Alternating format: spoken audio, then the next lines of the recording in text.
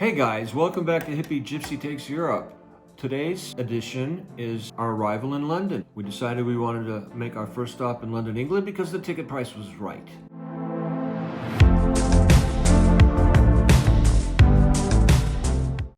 So we arrive at Gatwick Airport and we proceeded to spend the first 2 hours really just sitting in the airport getting our ducks in a row. Our first Airbnb wound up to be in Wadsworth Crossing. It's a very cool neighborhood in the south of London. Cool but quiet. Yes, politically correct quiet. The first thing we noticed were signs everywhere that had, "Shh, please respect our neighborhood and leave quietly." And we kind of thought, what's up with that? As a Lothman, we're known as the loud family. So, it was an extra little bit of culture shock, you might say. And we really got emphasis of this when we arrived at our Airbnb and met Anna. First thing we noticed is, of course, as in Europe, we all take our shoes off, first thing.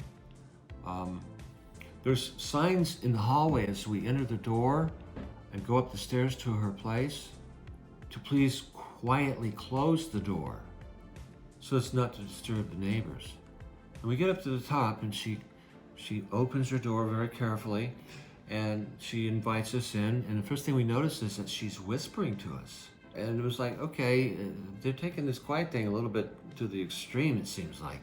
And of course, she was a vegan and she had signs all over the kitchen that said this is a vegan kitchen and in no way should there ever be any meat, fish, or dairy products. And actually, we did get busted later on that night for being a little bit too loud on the phone. This is a picture of our charging station that we had to cobble together. So just like in New York, we found our way to the double-decker buses.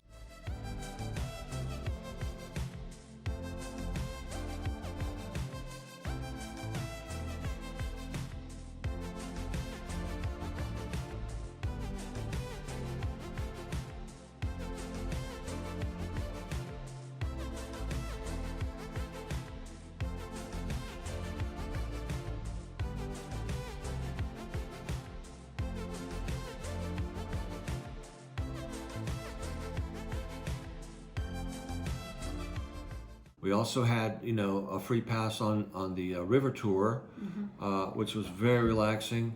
We were dodging the raindrops the whole time, but we saw everything from the water, and that was so cool.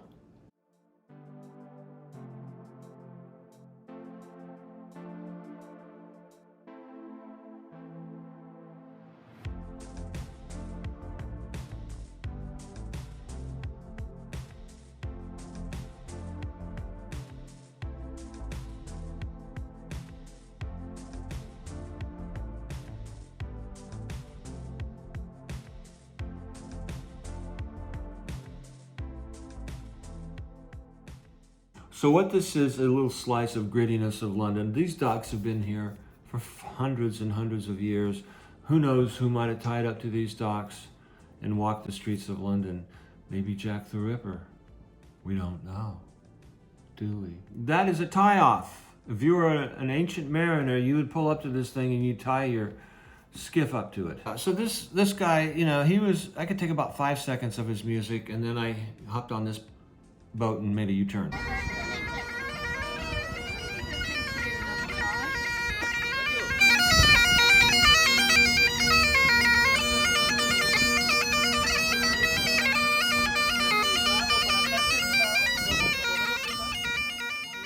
If it ain't Scottish, it's crap. This guy is an ambassador of goodwill, and he was singing to the people, these instructions. Right, use the underpass. I love your voice. Give us that baritone opera voice. It is a baritone opera voice. I study opera. Is that right? Yeah. I love it. I was just channeling that. Oh. Can do that 2 quids. Tower of London, Tower Bridge, go down, turn right, use the underpass. Oh goodness, what is this? Whoa. Oh, peanuts. Peanuts. This is a few pictures of the Wadsworth neighborhood that we're staying in, the quiet zone. And they leave nothing to chance here. We look both ways whether we like it or not. That's the other thing about being in London. Much to our surprise, the only country that drives on the wrong side of the road is England that we went to. We were kind of under the impression that all of Europe would be driving on the wrong side of the road, but no, it turns out it was just England. The first time I saw this kid leaning out the driver's side windows with his arms on the windowsill, you know, looking out and going, what's going on here? And then of course it was his mom driving over on the other seat. So another thing that struck us right away were the chimneys on the tops of their buildings. They're all in a row, and it looks very much chim chim cheree.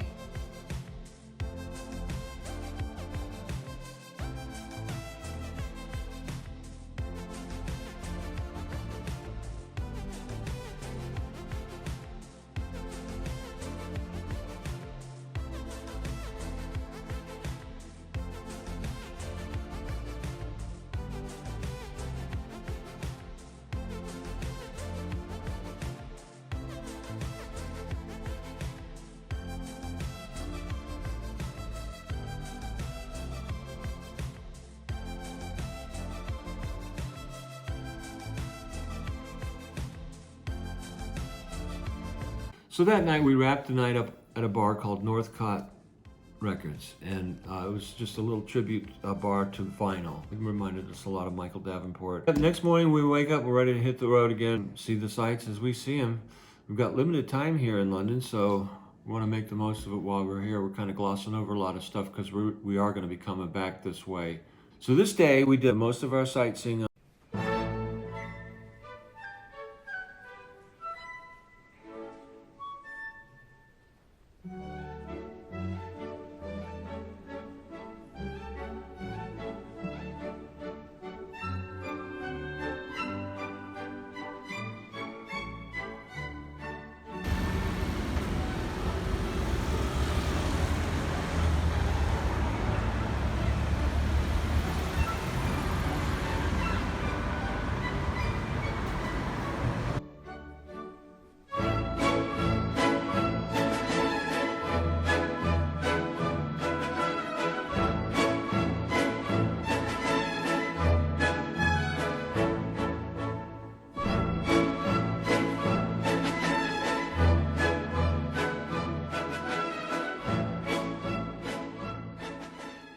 Oh, we found this TARDIS for Austin.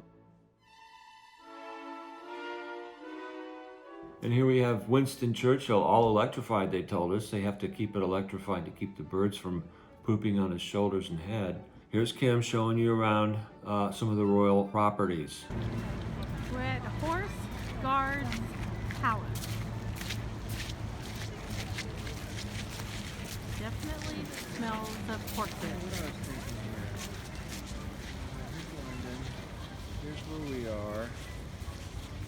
Where is Buckingham Palace? Right here. Here's a guy primping to go on stage. Checking his tie. There he is. For some reason, these are the walls that guard Buckingham Palace, and this is how they chose to present with all this barbed wire, and I think they could have done a little bit more architectural enhancement on this design. I'm just saying. And now this is the changing of the guards at Buckingham Palace. We just happened to hit it at the right spot. But you know, all I can say is, we-oh, we-oh, we-oh.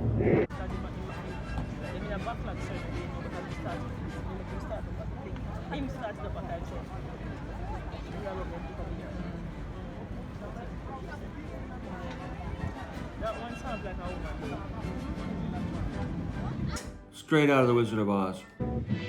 So we're really struggling to understand the money currency thing, you know.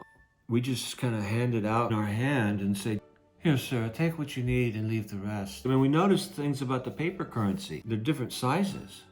All of their bills, the bigger currencies are bigger bills. The more you work down to the small currency, they become little notes. The architecture here is just mind-blowing. You've got the old interspersed with the new. Here we have Big Ben. So after a long day on the water, we seek out one of the mainstays of British culinary